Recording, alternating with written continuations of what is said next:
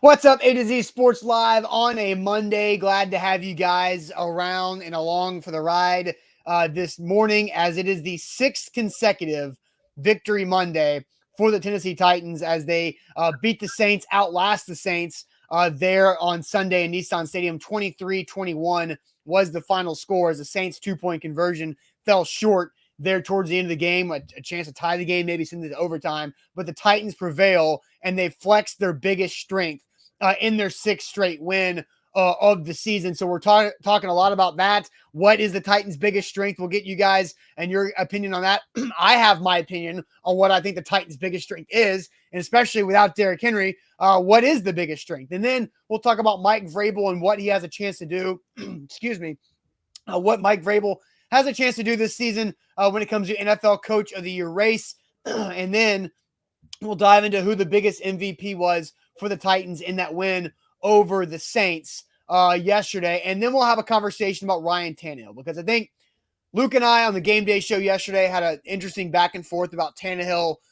What's going on with Tannehill? His numbers are not as good as they were in the past. But we'll talk about Ryan Tannehill. Jack Gentry alongside me this morning, as Zach Bingham tweeted out yesterday that he did test positive last week for COVID-19. So that's why Zach has been out over the last several days. Hopefully Zach will be back later on this week as he continues to progress through that. So that is where Zach has been at home dealing with it, not feeling too hot there, dealing with COVID over the last week, almost a full week at this point. Jack, welcome in. You're not in Nashville.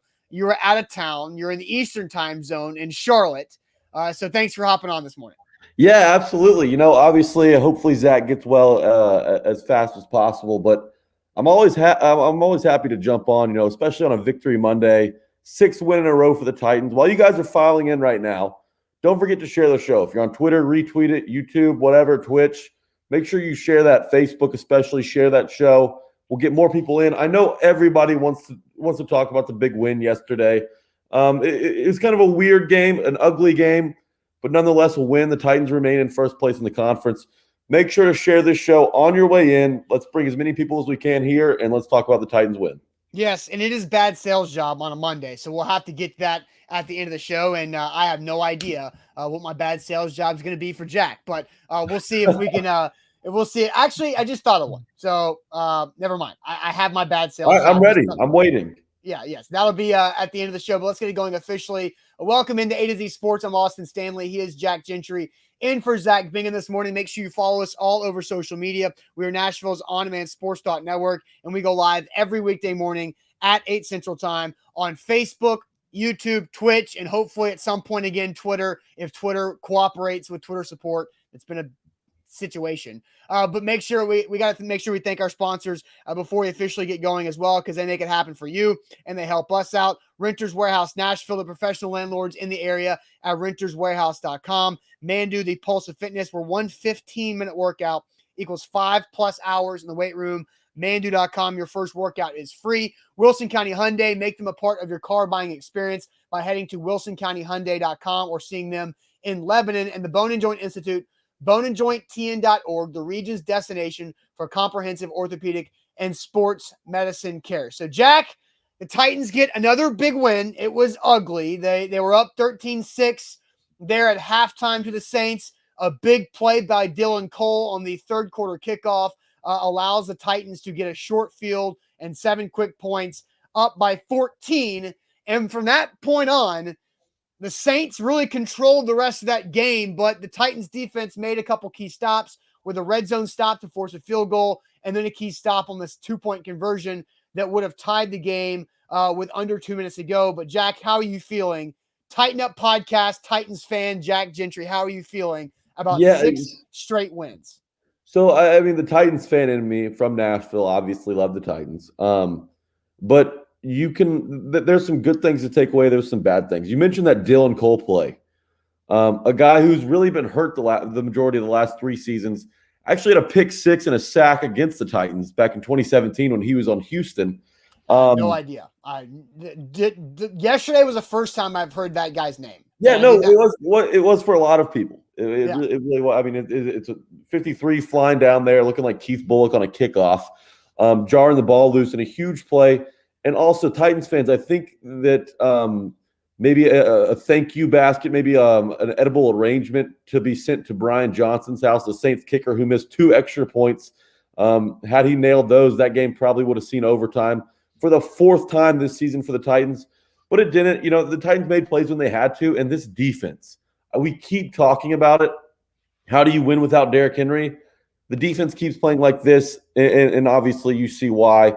On gotta-have-it scenarios, when the Titans absolutely have to have it, the ultimate bend, don't break. We saw it there, I believe, with 8 minutes to go in the 4th quarter. The Saints march all the way down 11 points, and the Titans hold up. Their defense holds up for like, I believe there was 6 straight plays. There was an offensive pass interference on Callaway, backed him up to around the 11 or so, and then obviously Kevin Byard gave him a new set of downs with a defensive holding in the back of the end zone. But that didn't break this defense. They held strong. They got to stop. They forced a field goal for New Orleans and really hung in there. And the second half, you were right. It wasn't pretty. But they made the plays they had to win. And obviously, you win the turnover battle. You have a good shot at winning in the NFL. And Dylan Cole's to thank for that one. Yeah, and the Titans have now 12 takeaways in the last 6 games, which is pretty incredible. And now I believe they're actually +1 in turnovers. Now after they I think the Titans started like -6, and I think they've worked themselves back to being +1 in the turnovers. And that was a huge strength of last season's team. I think they were first in the league in turnover differential. So getting back on track with that, and obviously the offensive line holding up, and no more Tannehill sack fumbles are occurring, or at least knock on wood right now. Yeah. So things are coming together on the offensive side of the ball, even without Derrick Henry, even without Julio Jones. Yeah, and I do want to read a couple comments. Ronnie says, I will say that Jerome Boger and his crew sucked too. Yeah, and then Alex correctly adds, the refs sucked, but for both teams. Equally, both. Jerome Boger's terrible at his job. Mm-hmm. Terrible. And Carol says, Titans games are not pretty. Not anymore, they're not.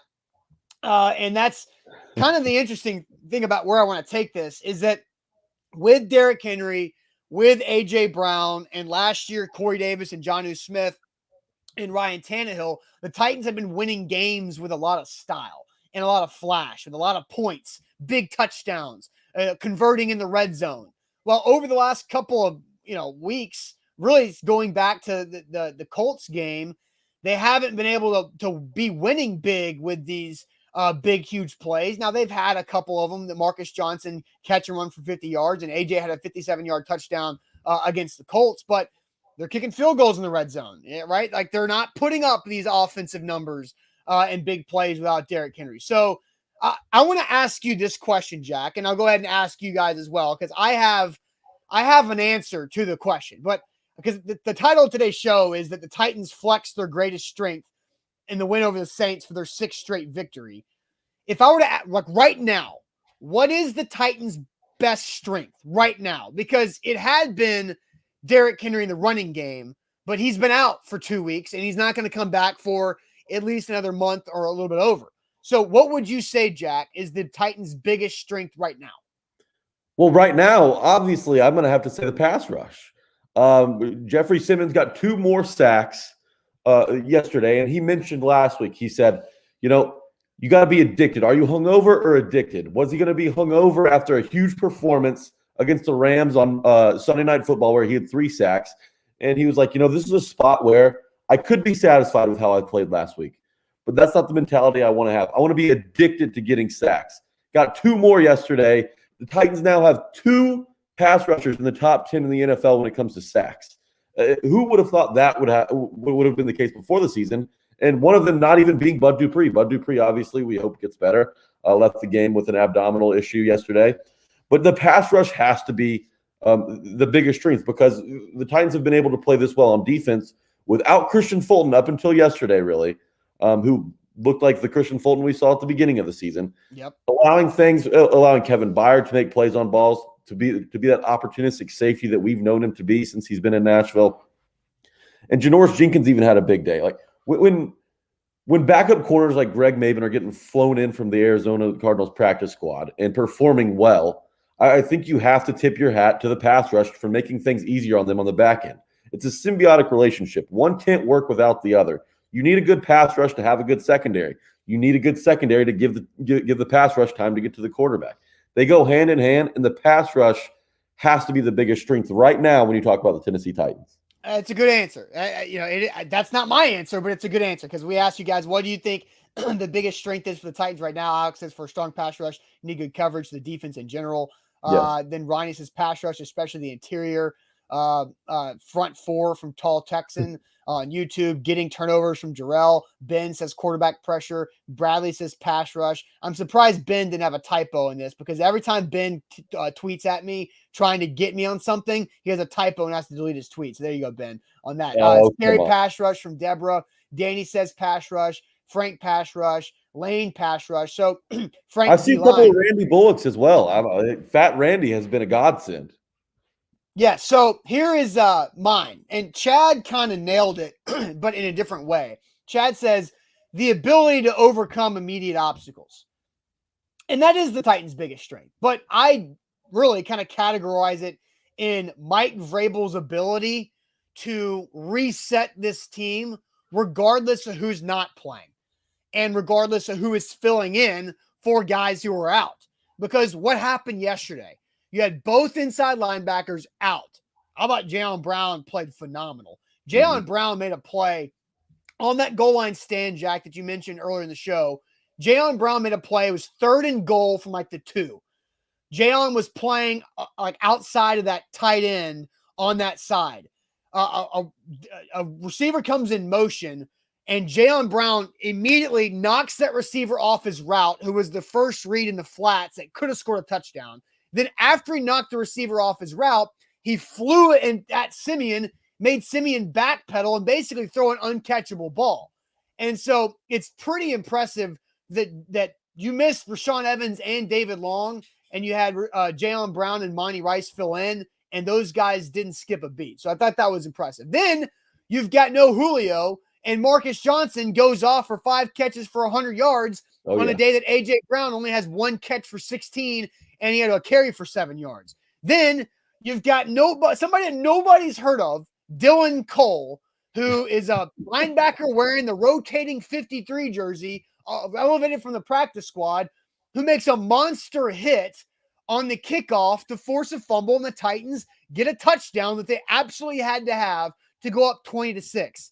I mean, you can keep going on and on of the different ways that players have stepped up due to injuries because Aaron Brewer played some. I mean, you've had injuries all up and down the offensive line. Tierre Tort was out, but you still got good play. Naquan Jones gets his first sack of the season because Tierre Tort is out.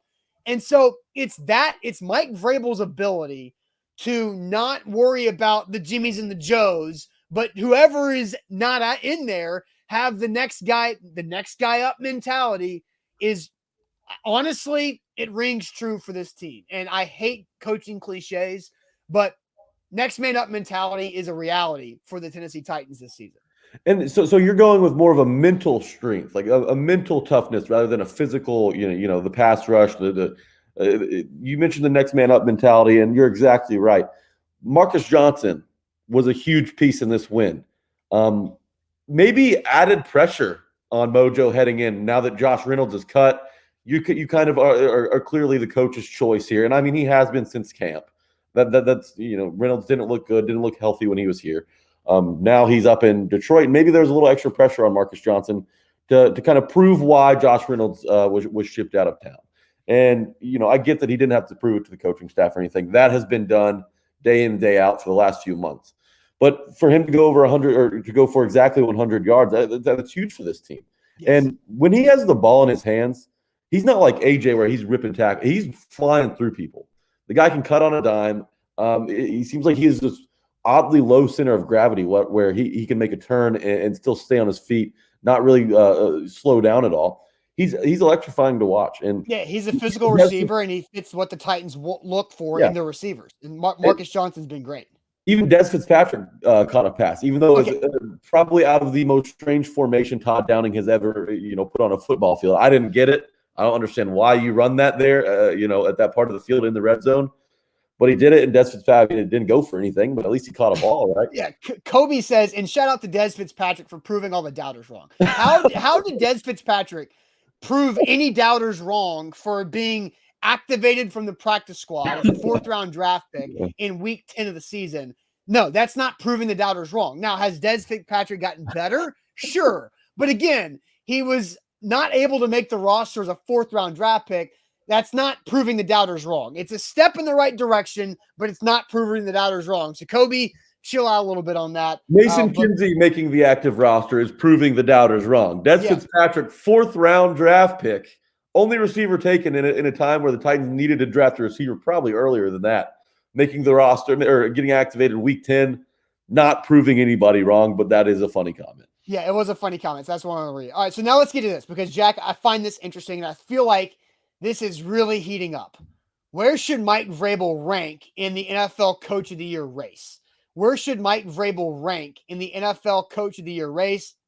And I think we're about to hear a lot more of this stuff if the Titans continue to win games in this season. So we'll get to your answers on that. Jack will ask that question in the comments for you guys to react to. Where should Mike Vrabel rank in NFL Coach of the Year race? But real quick, let me tell you guys about Mandu, the Pulse of Fitness, where one 15-minute workout equals 5+ hours in the weight room. Mandu.com. That's where to go. Mandu.com. Your first workout's free. It is a 15-minute workout of full body electronic muscle stimulation that is easy in your joints, puts all of it right there on your muscles. It's how to get stronger and how to grow muscle mass and target that hard to burn body fat. Mandu.com. Again, first workout's free. And if you tell them A to Z Sports sent you, they'll take $100 off your first month when you sign up right there at Mandu.com.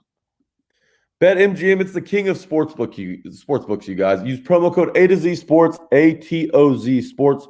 New users, listen up. If you don't have a sportsbook app, if you want to get skin in on the game for the latter part of the season, do it through BetMGM. Download the BetMGM app today. Use promo code A to Z Sports, ATOZ Sports. You'll receive a $1,000 or a free bet up to $1,000 on your first deposit at BetMGM. So that's a free bet all the way up to $1,000. You could do it tonight. You can bet on. You can probably bet on the Rams. I don't know if you want to bet on the Niners the way things have been going lately for them, but that's up to you and how you want to spend your money on the BetMGM app. Just make sure when you download it to use promo code A to Z Sports. That's ATOZ Sports.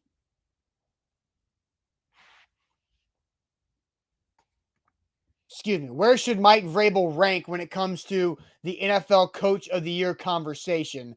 So I'm going to try to get to the top of these comments because a lot of comments are flying in here. So James just says 1. Nas Good on YouTube says top 3. Chandler says first. Let's see. Ryan says right now he's 1. Malachi, right now he's 1. Numero uno from Chaz. First from Bill Din. Chris says 3. Ryan Allen says 1. Steven 1. Guy says first or second. Kobe says 1 here. Steven with 1. Warren says top of the conversation. Derek West says 2 because Cliff Kingsbury being 1. Okay. Josh says 1. Jeanette says 1. So, look, I'm not seeing anything outside the top 3, right? So pretty impressive. Yeah, I don't think you should see anything out of the top 3. In my mind, it's hard to make a case against Mike Vrabel. Now, there is one big blemish. Obviously, it's in that Jets overtime loss. But considering what the Titans were missing, and I get it, no excuses. It's the New York Jets. Beat them with who you got, But Mike Vrabel has to be number 1 for me right now. The way things are going in Arizona, the way things went yesterday in Arizona particularly, without Kyler Murray, without DeAndre Hopkins, and that's a tough division in general. The Titans, their 2 toughest opponents coming down the stretch here. The New England Patriots, who looked great yesterday against the Browns. Mm-hmm. And then you have the Pittsburgh Steelers, who tied the Lions. So without Big Ben, yeah. And while this does hurt the team from a betting standpoint, not having Derrick Henry and still rattling off wins against big opponents like the Rams and like they did yesterday against a scrappy Saints team with a really good red zone defense, that helps. So Mike Vrabel right now, I think there's 3 guys you got to consider. Mike Vrabel, Cliff Kingsbury, Mike McCarthy down in Dallas. Those 3 guys are the hottest right now in the NFL, and Kingsbury's having a similar issue. He doesn't have his star quarterback or his number 1 receiver. So if they're able to succeed, with Colt McCoy, then obviously that builds his case. But what the Cardinals don't have going for them is they don't have the easiest schedule in football remaining left like the Titans do. Right. They've got to play the Seahawks twice, the Rams once, on the road at the Cowboys, and also the Colts. So that's a tough schedule to kind of run through right there. And obviously they're banged up. It's harder to do that now. But at this current moment, the Titans have won 6 in a row. Hottest team in football. They've overcome adversity. Like you said, that they have a resilience to them. They love the underdog role. And that's kind of how you win Coach of the Year, right? If you're not favored heading in, how do you move up? You beat teams you shouldn't beat against whatever odds are in front of you. That's what Vrabel's done. That's what this Titans team has been able to do, and I think Vrabel deserves a ton of credit for it. But to win an award like this, you also need a couple guys to maybe trip up, lose some games they shouldn't. I think the Cowboys have proven year in, year out that they're capable of doing that at any moment. And like I just mentioned, the Cardinals are having injury issues. And after Cam Newton kind of embarrassed them yesterday, we'll see where they go from here. But Mike Vrabel, for me, is number one. So I think, Mike, I don't think he's number one yet. I mean, I think he's definitely top 3, right? And you bring up McCarthy and Dallas. I think that's interesting because of the attention that Dallas gets. But I do think there's somebody else who's creeping into the conversation who has entered the chat for NFL Coach of the Year conversation, and that would be one Bill Belichick in New England. Good point. Because if you think about this, the Titans have the awful Texans coming up in 1 week at Nissan Stadium. The Patriots have the Falcons next week as well. If both teams win, that would be 7 straight for the Titans and 5 straight for the Patriots, which both teams should be favored. And I know the Titans are 10.5-point favorites over the Texans. I do not know the line when it comes to the Patriots-Falcons game yet. But if they win Sunday, then the Titans go to New England, and you've got the 2 longest active NFL winning streaks head-to-head with the Titans and the Patriots. And with what Bill Belichick is doing with the Mac Jones progression and development, their defense is playing like a typical Patriots defense, and they're just racking off wins and putting up points. I think Bill Belichick has the ability, after Tom Brady goes away, they mess around with Cam Newton in a COVID year, then a rookie quarterback, and they make the playoffs, and they have a chance to win the AFC East. I think Bill Belichick and the Patriots have to win the division for Bill Belichick to get the Coach of the Year. If they're a wild card team, don't think about it. But the Titans are winning the division. The Titans have a great chance of getting the number 1 seed in the AFC. So I think it's Kingsbury, Vrabel, and Belichick. Those are my 3 right now in that order. I just don't think – I think McCarthy – I think the Cowboys are going to get an MVP and a comeback player of the year type award, where I don't know if they're going to go all 3 of them, because Dak's no doubt the comeback player of the year. He's in the MVP conversation, and I don't think they can be in another big-time award like that. Yeah, the thing you mentioned about Belichick having to win the AFC East to win that award, I completely agree with. Now, a couple weeks ago, I think a lot of people could have made a case for Zach Taylor, the Bengals head coach. But Water's kind of finding its level in Cincinnati right now. They've dropped a couple since because they were previously ahead of the Titans. They were first in the AFC like week 7. Belichick's an interesting one. Having a rookie quarterback and winning 11 games, I think could do it. But even if he does win 11, I don't know that he gets that division. And like you mentioned, to win a division, you need to win a division if you want Coach of the Year, unless you come from a poverty franchise like Cincinnati, where you can drag them to maybe 11 wins. Ravens edge you out by a game or 2, and you're pretty happy with the way Zach Taylor coached your football team. Belichick's in the conversation, there's no doubt about it. But when we talk about who's favored right now, who we think should win right now, it has to be Vrabel. No one has a better resume in the NFL, and he's doing it without. People won't say this, but the most valuable player in the NFL. When it comes to Derrick Henry, there's no player that's more valuable to their specific team. It's Mike Vrabel, and then it's kind of a pretty big gap. And then you have Kingsbury, who's doing a lot with right now a little, although I've mentioned their loss yesterday, and then Mike McCarthy, who. Great point by you. Dallas, it's a huge market. People love, Cowboys, America's team, whatever. He could steal a little bit of the vote away, but right now it's Mike Vrabel, no question about it. So yeah, and I think the the extra thing for Mike Vrabel is they've played over 80 players on in games this season, which is by far the most of any NFL team. So they're able to maneuver through and really play the chess game when it comes to the roster of getting guys like a Dylan Cole to have an impact, getting guys like Chris Jackson, who balled out against the Rams. Chris Jackson had a bad day yesterday against Saints, but he balled out against the Rams, and you're getting all this input and all this contribution from no-name guys who are making a massive impact on the season. And I wonder how much Mike Vrabel's ability to do his head coaching job better because of the structure of the defensive coordinator and Shane Bowen, of there actually being defined roles. Defined roles make everybody's life easier involved, even Mike Vrabel. So that's just a side comment. I don't want to get in that conversation again, but now that Shane Bowen's the D coordinator, maybe it's allowing Mike Vrabel to be that much better of a head coach and maneuvering through all the different adversity with the roster that's basically a rotating door. It's one less thing to worry about, and it was a huge thing to worry about last year. I think, even bringing in Jim Schwartz as well, kind of, lift some responsibility and stress and pressure off of Mike Vrabel, which gives him time to dive into being the aggressive head coach that we know him to be. And he's pretty analytically driven. With a guy like Stretch as his right hand man, I think they handle most in-game decisions pretty well. You don't have to worry about him going full Mike McCarthy and just completely botching a punt in plus territory, although he did it against Green Bay last year in the snow. But I think we've seen a pretty clean slate for Mike Vrabel so far this season.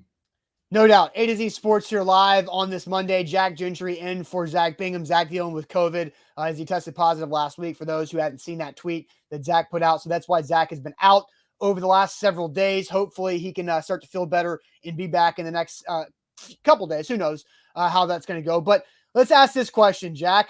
I'm curious about this. I've got some numbers on my answer. Who was the MVP of the Titans win over the Saints yesterday? Who was the MVP in the Titans win over the Saints yesterday? But real quick, let me tell you guys about Renters Warehouse and renterswarehouse.com. They're the professional landlords in the Nashville area. Simply go to renterswarehouse.com to find out how much your home can rent for. There's so many ways you can use Renters Warehouse to your benefit, whether it's creating extra cash flows for you and your family. It's also getting your retirement plan ready because of long-term equity and long-term wealth with rent estate and owning property, and you let Renters Warehouse do all of the work for you. You do nothing. Renters Warehouse does it all. You're not the landlord. They are the landlord. You just get paid. That's literally it. Renters Warehouse, they're the pros. Let them do it for you. Renterswarehouse.com is where to go. BetMGM, it's the king of sports books. You guys are going to want to head there and download that app as soon as you can. Here it is. I've got the graphic up. The king of sports books. Use promo code A to Z Sports, ATOZ Sports. And on your first deposit, you'll be able to have a free bet up to $1,000. So you deposit $500, you'll get $500. You'll get to bet it. You can deposit $1,000, and that's the max. You deposit $1,000, you get a free bet up to $1,000. You can use it however you'd like, but you have to make sure, in order to cash in on this great offer, you download the BetMGM app and use the promo code A to Z Sports. Again, for new users, a risk-free bet up to $1,000 for new users only. Use that promo code A to Z Sports and cash in as soon as you can. Visit BetMGM.com for terms and conditions. You must be 21 years or older, must be present in Tennessee. For gambling problem support, call Tennessee Redline 1-800-889-9789. All right, who was the MVP of that win yesterday? I'm seeing a lot of Johnsons, right? A lot of Big Jeffs and a lot of Johnsons. Jack, what's your answer? Kind of a weird one. I think Janoris Jenkins played extremely well. Jackrabbit Jenkins showed up. I don't know that he was the MVP, but he had a really big game in that play on that 2-point conversion. He was there, and he kind of made things difficult on the outside.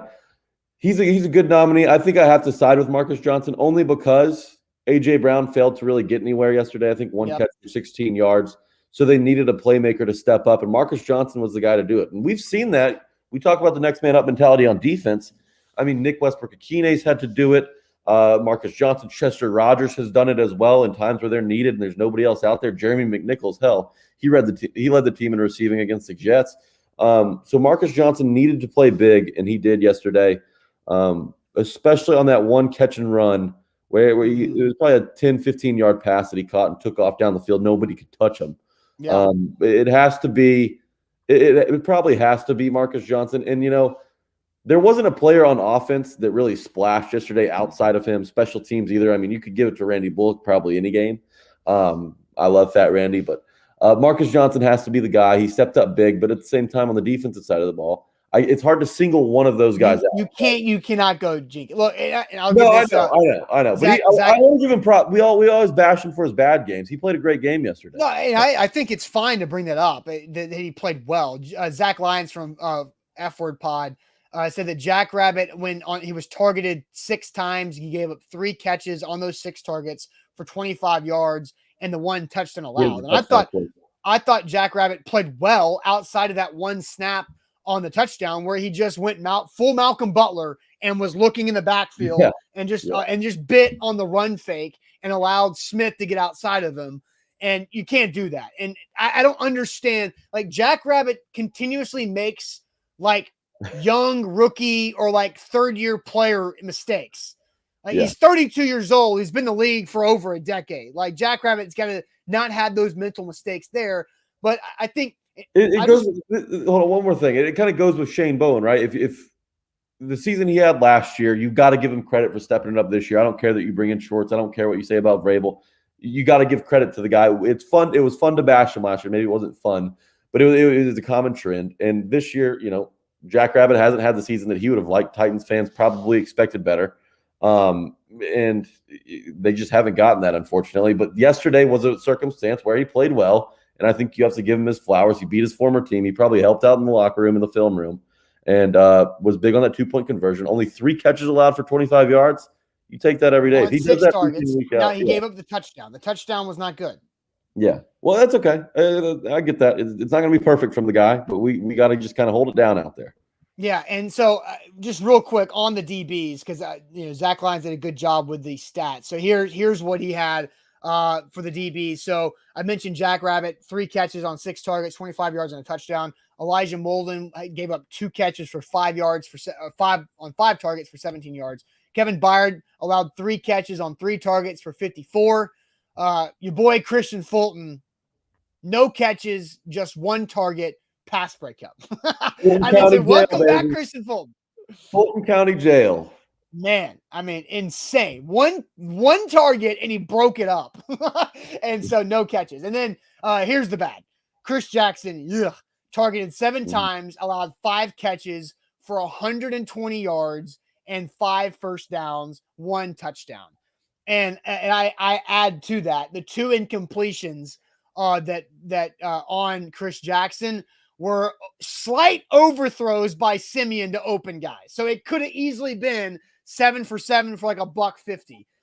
Who knows? But man, not his best day at the office. No. But look, that's what happens. It's a 7th round pick in a 2nd year. Mm-hmm. He's wishy-washy. He was fantastic against the Rams, not fantastic against the Saints. And you would think the Rams are a much bigger difference, a much better team than the Saints there too. It reminds me a lot of what we saw from Breon Borders, last season. He'd make a big splash play. He'd have an interception, or he'd break up a huge play down the field, and then the next game, he would look like burnt toast with legs out there. Yeah, right. So my MVP of that game is Marcus Johnson. Marcus Johnson made plays when the Titans needed him, and nobody else really could. The running game wasn't getting going. A.J. Brown disappeared. Now, I know A.J. Brown drew a lot of tough coverage. Anthony Firkser can't do anything right, it seems. Anthony Firkser did draw a pass interference that led to the touchdown pass to Pruitt.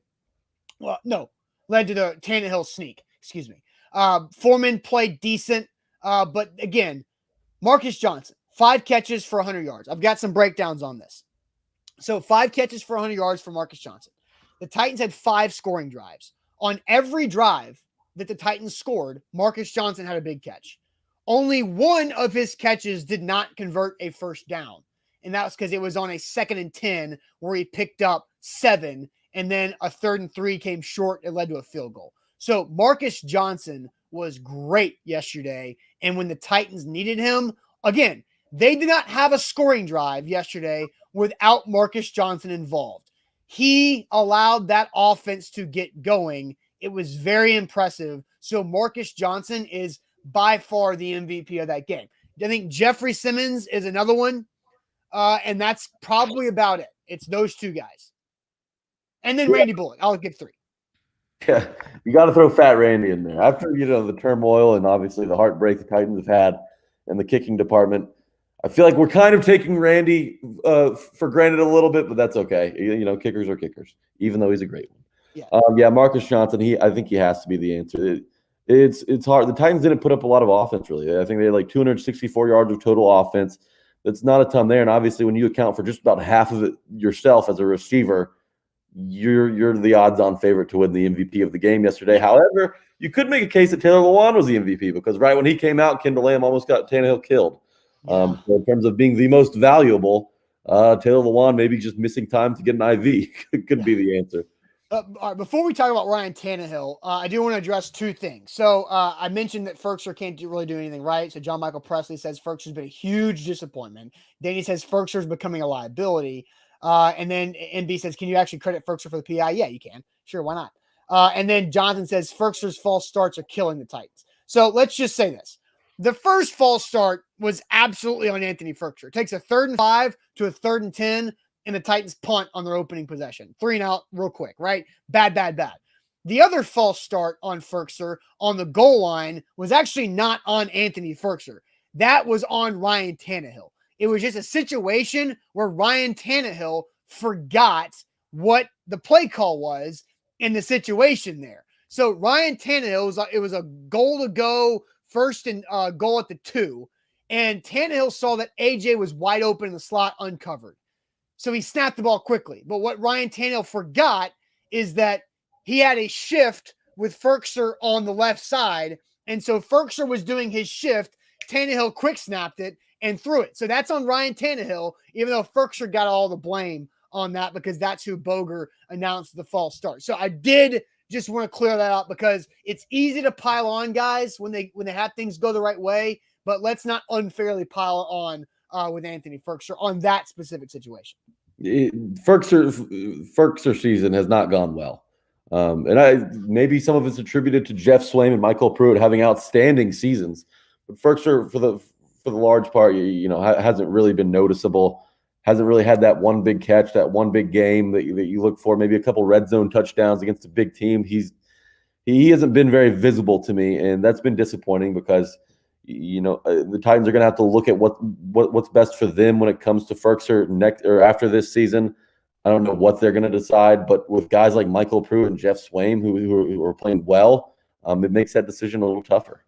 Yeah, and Lane says, forgot, no one was on AJ. There has to be a check for that. Yeah, there was, Lane, but again, it happened simultaneously. Ryan Tannehill started the shift and then quick snap because he saw AJ wide open and uncovered. It was a situational, simultaneous mistake that was made by Ryan Tannehill, and that really hung out Anthony Firkser for everybody to get angry at him there too. But again, Anthony Firkser has been a letdown thus far. He's got 7 games to turn it around. I don't really expect it to happen though. Were we expecting too much out of Firkser? Were our expectations not aligned with the reality of the situation and the player that Firkser is? Probably. I mean, and maybe it's not our fault. It could be John Robinson's fault. You lose a guy like Jonnu Smith, and you had such a productive year out of the tight end position last season. You have Firkser come in who did make plays last season, and he just hasn't lived up to the expectations. He hasn't performed very well at all. I mean, Michael Pruitt, in my opinion, is the best pass catching tight end on this team right now. The guy pops in big games. He's found the end zone a handful of times this season, and that in turn kind of makes Firkser look a little worse. Yes, and Jeff Swaim and Michael Pruitt are out producing Anthony Firkser, and that should not happen. But again, what I said in the offseason is that Anthony Firkser is not replacing Jonnu Smith. That's not who Anthony Firkser is. Anthony Firkser is replacing Adam Humphries. That's the type of player that Firkser is. He's just a bigger. Yeah. That's what he is. He's a slot receiver, but a little bigger body that works on third and medium. Firkser finds the sticks, catches the ball, first down. That's what Anthony Firkser is. Keelan says lies, Austin. How is it a lie, dude? Not the same body, not the same physical attributes, but in terms of production, play style. That's their play style. Anthony Firkser is not a blocking tight end. He is a split out tight end, and his best ability is quick route running because he's got that extra quickness and awareness for where the first down yard marker is. And that's when Adam Humphries was out last year with a concussion. Firkser was running those Adam Humphries routes. So that's the situation. But so again, I never felt comfortable about Anthony Firkser being tight end one this entire time. But if they didn't bring back Michael Pruitt, man, that would have been bad because they brought Pruitt back late in training camp. Well, he was with the 49ers at one point this offseason. Right. I mean, so thank God that they didn't act on that because the Titans, who knows where they'd be right now without Michael Pruitt. He's contributed greatly to this win streak. No, he's tied for the team lead in touchdown catches with 3. Him and AJ have 3 touchdown catches. Yeah, amazing. And AJ Brown, AJ Brown's going to play better. Like, I don't care if you're getting double covered. Like, you're the number 1 wide receiver. If you want to get paid in February and March, what you think you need to get paid going into the last year of your rookie deal, AJ's got to get back out of this. He's had 2 games where he hasn't really done that much. He's battled drops all season long. And yesterday was nearly invisible. They had to run a direct snap to Adrian Peterson, reverse to Ryan Tannehill to get AJ Brown a 16-yard catch. Like, you're doing a lot of work to get AJ Brown 16 yards. Like, you got to do more than that for AJ. And, you know, if you're the Titans, you hope the Texans are a break out of this 2-game funk for AJ Brown and he can ball out again like he was doing the previous 3 games. When he was against the Bills, Chiefs, and the Colts, A.J. Brown was looking like that dude again. But he's got to have more than just those 3 games. Consistency has been an issue with him. Drops have been an issue with him. And, you know, to take that leap from very good to elite, he's got to clean up those 2 things. And right now we're not seeing that. So, until he does, the league doesn't respect the passing game in Tennessee. There's no question about it. A.J. Brown will be the guy that changes that eventually because I think he will. But right now, the Titans need more out of him. Yeah, they'll especially need more out of him in the next couple games without Julio. I mean, it's time for him to step up.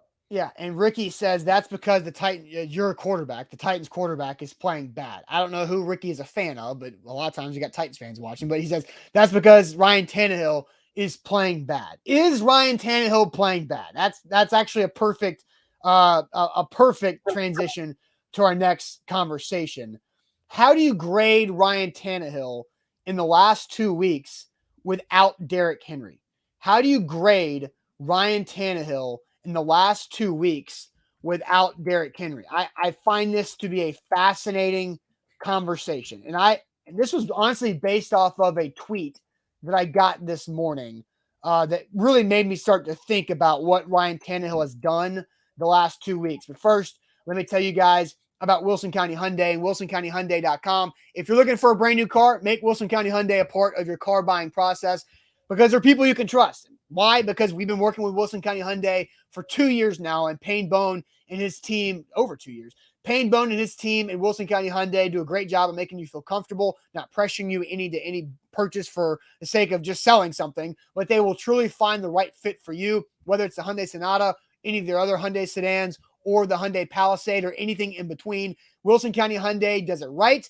They're located in Lebanon, which is a quick trip up I-40 out of Nashville, which also means no city prices. So right now it's a tough time to buy a car, but you got to go to the people you can trust and listen to us when we say this. WilsonCountyHyundai.com. You can trust them. So check them out at WilsonCountyHyundai.com.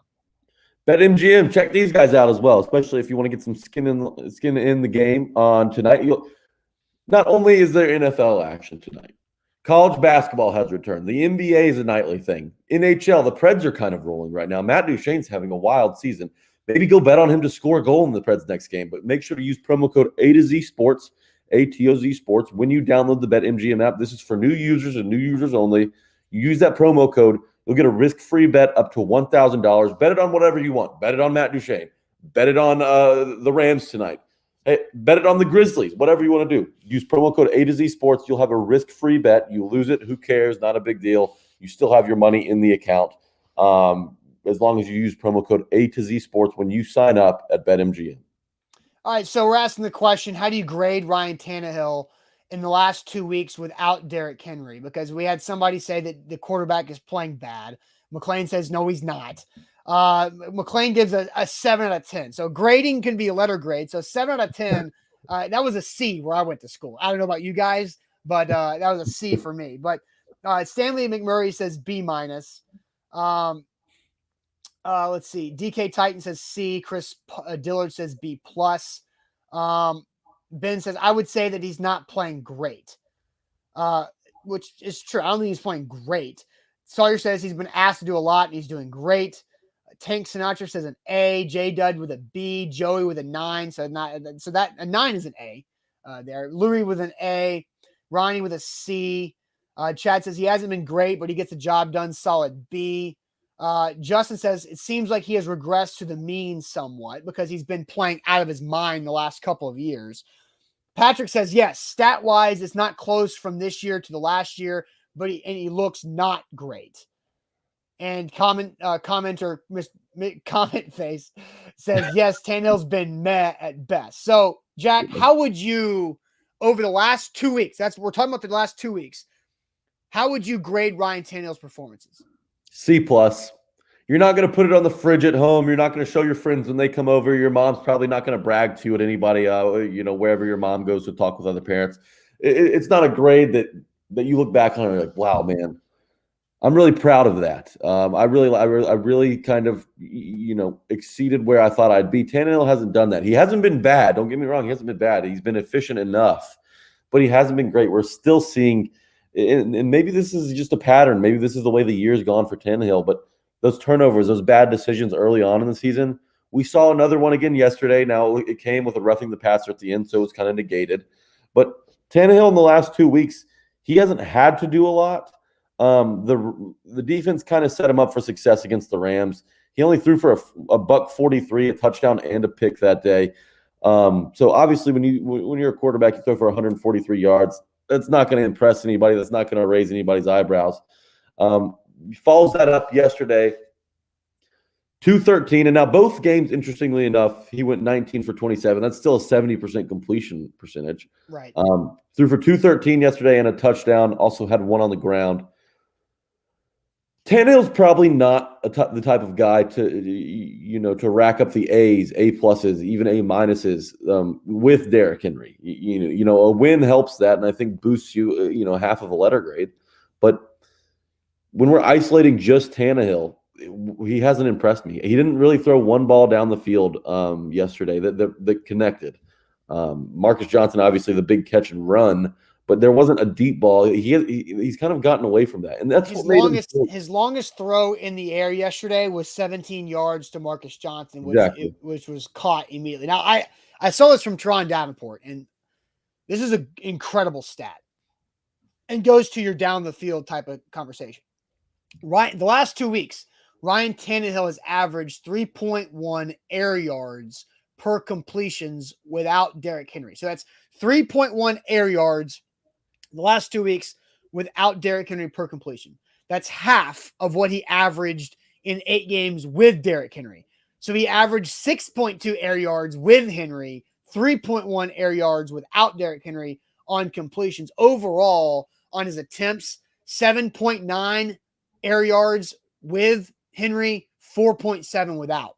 So what's that telling you?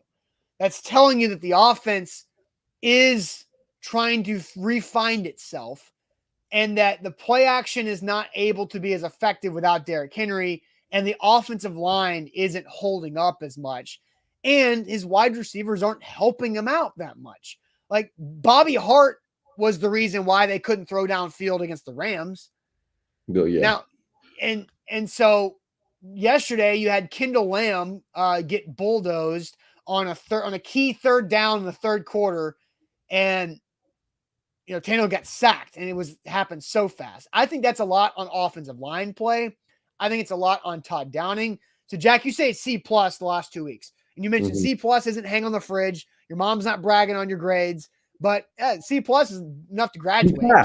You pass the test. You move on to the next grade. Right. So here's the tweet that I got this morning that kind of sparked this conversation. So I tweeted out an image of Tannehill's interception that was negated by that roughing the passer. And so Drew, bulletproof Drew on Twitter said, where is Tanny falling on the QB ranking now? Has to be tanking. Remember the top 10 talk? And so that made me think, like, Tannehill's had his fair share of bad decisions this year, but look around the NFL at the other top quarterbacks just in the last 2 weeks. Just in the last 2 weeks. Tom Brady's lost his last 2 games. There was a bye week in between, but he lost to the Saints and he lost to Washington yesterday. Matt Stafford sucked against the Titans on Sunday Night Football. Russ Wilson was shut out by the Packers in his first game back. Josh Allen scored 6 points and lost to the Jags. Dak Prescott was blown out by the Broncos, and Lamar Jackson lost to the Dolphins. So that's just the last 2 weeks. You want to know why that's going on? Why? Because on the Tighten Up podcast, we do an MVP death poll where we kill 2 MVP candidates each week. We had Lamar Jackson this week, lost to the Dolphins. Had Josh Allen and Matt Stafford the week before, both lost. I'm not taking credit, but I'm saying if you want to give me credit, then I will take it. Okay. But again, like, that's the last 2 weeks. All 6 quarterbacks that I just mentioned are top 10 quarterbacks in the NFL. All have ugly, ugly, bad losses, and Tom Brady's got 2 in his last 2 games. And Ryan Tannehill's 2-0 without Derrick Henry against 2 top 5, top 6 defenses without Derrick Henry, without Julio yesterday, without A.J. Brown doing anything. I mean, Ryan Tannehill's winning games, and apparently he was sick. So I'm giving Ryan Tannehill a B the last 2 games because drops hurt him against AJ's drops hurt him against the Rams. Yesterday, McNichols dropped a touchdown that was a gorgeous throw by Ryan Tannehill. Gorgeous throw on 3rd down to McNichols on the wheel route. He dropped it. Firkser, I was going to say my heart aches for Derrick Henry because all those guys you just mentioned who have been performing, poorly lately. If Derrick Henry was doing what he was doing when he was healthy, I think that he would be ahead of the MVP talks. I think he would be at the front of the line. So that's another part that makes me sad for Derrick Henry. But Tannehill's done enough. You can't give him much lower than a C. Even if you want to go hard on the guy and give him a C, which I gave him a C plus. There's a lot of things that have been going on. I think these last 2 weeks have been the feel it out games, right? Feel it out. What are we without Derrick Henry? Nobody knows. You haven't had to be without Derrick Henry. But one game, and that was a game where you got to rest him against the Saints was it last season? Yeah, it was last season. And so they're trying to still figure out their identity, what they are on offense without Derrick Henry. Now they have Julio Jones go down. You're kind of back to just A.J. Brown and everybody else. And I think they're coming to find out that, hey, everybody else is a lot better than what we thought they were. And even with knowing that, you're not going to put a lot of pressure on Tannehill. You're not going to make him be somebody he's definitely not. And I get it. Top 8 in QBR the last 2 seasons. Yards per attempt, he's been killing it. Before this season. Not that he's doing bad this season. He's still top 10 in the league in yards per attempt. Just as an offensive coordinator, don't make Tannehill uncomfortable. Don't make him hang back there in the pocket with a weak offensive line that can't hold up very long. Don't make him try to win games with his arm. When that's really not a position they've put him in throughout his career here. I get it. Everybody wants to see him turn the ball loose, see who Tannehill really is without Derrick Henry, and then go tell all their friends who are fans of other teams, hey, you were wrong about Ryan Tannehill. He's not a game manager. Look at him. He's crushing teams without Henry. He's putting up huge numbers. That's just not going to happen. We have to be able to accept that. Especially against the Saints and the Rams. Like, those are just really good defenses. They are. They're really good defenses who trouble you up front with their defensive line and pressure they can apply with a banged up offensive line and with guys dropping passes. And honestly, I don't think Todd Downing's doing much help Tannehill either. I think there's just some really weird play calls at weird times for Todd Downing.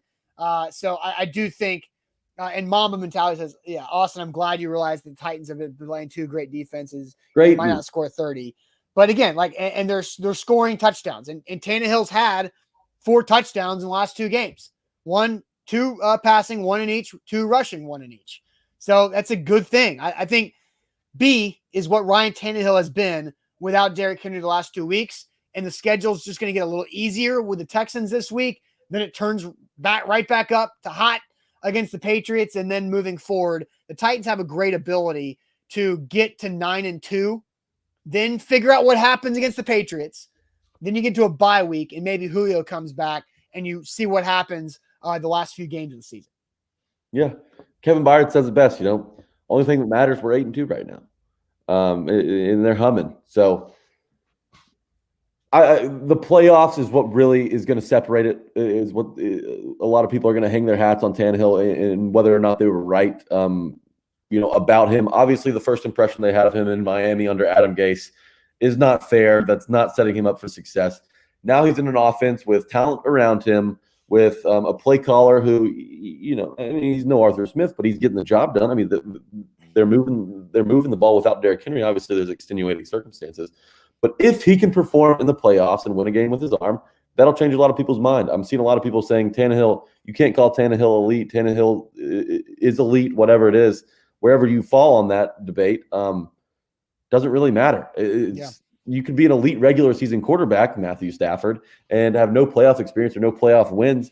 And that's a big knock on you. Tannehill's got wins in the playoffs, but they've been on the back of Derrick Henry in the defense, and luckily this year, he may not have to go out there and throw for 350 to beat the Bills or to beat the Colts or not the Colts, the Chiefs or the Ravens, whoever it may be. So I think to judge Tannehill right now this season is tough because we know how good of a regular season quarterback he is. What can he do in the playoffs? That's when people will start to change their mind on Tannehill. Yeah, and Chris has a good note about the next two games. The Texans are coming off a bye. And then the Patriots have the mini bye, 10 days of rest after their Thursday night football game. I didn't realize that Thursday night football this week is Broncos Patriots, but that's a good point there by Chris. A to Z Sports here live on this Monday, another Victory Monday, the sixth consecutive Victory Monday for the Tennessee Titans. Jack Gentry is in for Zach Bingham. If you missed Zach's tweet yesterday afternoon, Zach tested positive for COVID last week. Was having a rough go at it for the most of last week. Wasn't feeling too well, but hopefully Zach will be feeling back better and come back hopefully a little later on this week. Falcons, Patriots, excuse me, not Broncos, Patriots. Thanks, Rich. But all right, Jack, it is time for bad sales job. I've got my bad sales job for you. And so we need you guys to vote because how bad sales job works is we each give the other person a pitch that they have to make that's really hard. And we have 30 seconds to make our best bad sales job. And then you guys are the voters on who wins it. So, Jack, let's get ready for bad sales job. But first, let me tell you guys about the Bone and Joint Institute, boneandjointtn.org, the region's destination for comprehensive orthopedic and sports medicine care. It's pretty simple. Whenever you get hurt, know who to go to, know who to trust. That's the folks at the Bone and Joint Institute. They got over a dozen doctors there at their facility in Franklin, Tennessee. They can specialize and help any joint issue you have. boneandjointtn.org. BetMGM, it's the king of sportsbook new users. If you don't have an app that you bet through, if you don't have anybody you bet through, go download the BetMGM app. It's the cleanest. It's got a nice interface, tons of variety, just options all over the place. You'll love it if you download it. Make sure when you do download it, use promo code A to Z Sports, ATOZ Sports. You'll receive a risk-free bet up to $1,000. You can bet it however you'd like. It's a risk-free bet up to $1,000 as long as you plug that promo code in, A to Z Sports, ATOZ Sports, once you download the BetMGM app. Do it today. You're bored on a Monday? Hey, I'm sure there's some day action going on. Maybe you get things started around 5 o'clock when college basketball starts to tip off. It's up to you. That's the best part about it. I don't get to bet for you. You get to bet for yourself. Use promo code A to Z Sports to make sure you get that essentially free bet up to $1,000. Use promo code A to Z Sports on the BetMGM app today.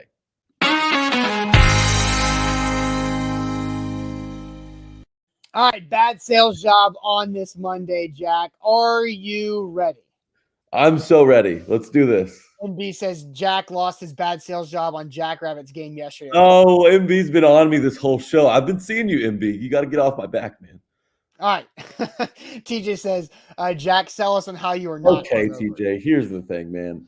I'm doing this out of town. I had a trip this weekend, had to go to Charlotte, and I'm not hungover. I will say that. Took it easy last night. But I did go to the Hornets game. Great game. They beat the Warriors. They did? Mm-hmm. That would have been something I probably would have lost money on. Yeah. Well, I did not bet on any NBA yesterday. Yeah, well, that makes one of us. So yeah, it didn't go well for me either, but who cares? Right. Bad sales job. Yeah, and Danny says, I'm surprised Austin remembered the video transition. I was on it. I was on it this time. Scared me. It honestly scared me a little bit. It was kind of All right, Jack, bad sales job. Do you want to go first, or you want me to go first for you? I've got one for you, but I'd like to go first. Okay, that sounds good. So you're in Charlotte. You just mentioned that you went to the Hornets game last night. CLT, yep. All right, Jack, you have to sell us. You have 30 seconds to sell us on why Charlotte is a way better city than Nashville.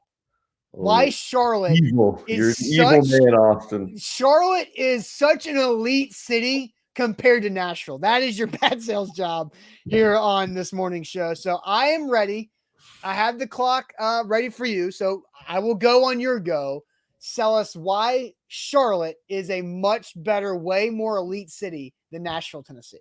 I know where I'm going, and don't get me wrong, guys. I haven't had this in my mind. I just have this one reason. Is it starting yet? No. Okay. All right. So I'm next words out of your mouth. I'm starting the clock. Charlotte's better than Nashville because let's face it, guys. Nashville's in need of public transportation, a train system, a light rail system would be nice. And it almost got voted through a few years ago. Got shot down on one of the last votes. Charlotte's got that. You hop on the train, you sit on there for 3 stops, boom, you're where you need to be. And it's not like the trains in Atlanta or Chicago or New York. These are clean trains. They're very friendly people all over the place. You don't have to worry or anything. You don't have to put your phone in your bag and Ziploc it tight or whatever you do with your phone to hide it from people who steal it. Charlotte's great with that, and they've got the Hornets, which may just throw in the NBA. Which may have actually hurt my point. Oh man, that was look. I've been to Charlotte. I like Charlotte. I like Nashville. Charlotte's fun. And Patrick says I live in Wilmington, North Carolina. Charlotte's lit, believe me, but Nashville's better. It's not close. Charlotte's a fun city.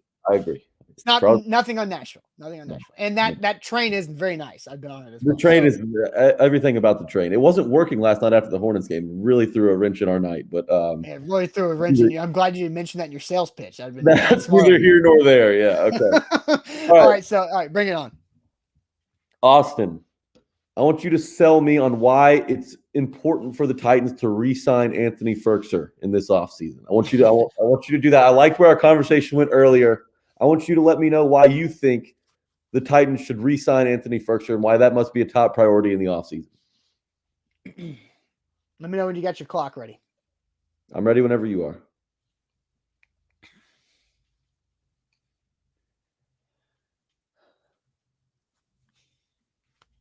The Titans tight end situation is really interesting because they got 3 guys who are contributing: Anthony Firkser, Michael Pruitt, and Jeff Swain. All have expiring contracts. So if you're going to bring back one of them, Anthony Firkser is by far the cheapest, and he's different. He and Tannehill do work well together when they get into a rhythm and converting first downs. I think you can replace Pruitt and Swain a lot easier blocking in the run game than you can Firkser's rapport with Ryan Tannehill.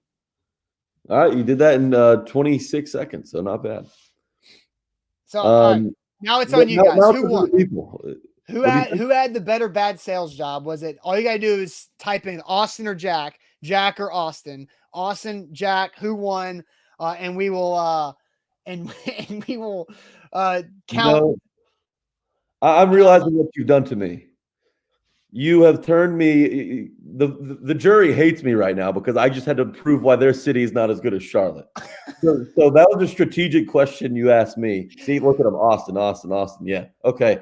That was smart on your end. You thought this through. Maybe you didn't, but it worked out for you so far. Yep, 3 Austin, no me. There's 4 votes for me. I believe. I think Patrick's counts as me. Like God, Austin sounds convincing. Damn straight. I know how to deliver my sales pitch. 5 votes Austin, 1 vote Zach. Zach's getting a vote today. If you give me a sports opinion, all I got to do is just hot take it to death and deliver it in a convincing fashion like Patrick's talking about, and it's an easy win. Neither, Rob Wright says. Rob, you might be right, honestly, man. But yeah, no, that was a good one. Charlotte, had fun here, but my time's coming to an end. Hopping on a plane later today. But yeah, Anthony Firkser, that's a tough one too right now. His stock's pretty low, so to be buying in as hard as you had to was pretty impressive. I'll tip my hat to you. I still think I won though. No, the comments say that I won. Well, look, I think look, you had the right approach. You're thinking, what does Nashville need that it doesn't have? It desperately needs public transportation. Charlotte's got it. So you did the right thing. It just was a much harder pitch. Yeah. And this is only my second time I've ever been here, so I don't know all the ins and the outs. I should have mentioned Bojangles. It's their big thing. But Nashville also has Bojangles. well, yeah, but this is like the Bojangles mecca, and I don't know what that does for you. I don't know that I've ever had Bojangles. It doesn't do a ton for me. It doesn't really move the needle. Yeah, I'm vegetarian, so it doesn't do much for me at all. Well, I'm not convincing you. I'm convincing the chat. Yes, exactly. All right, guys.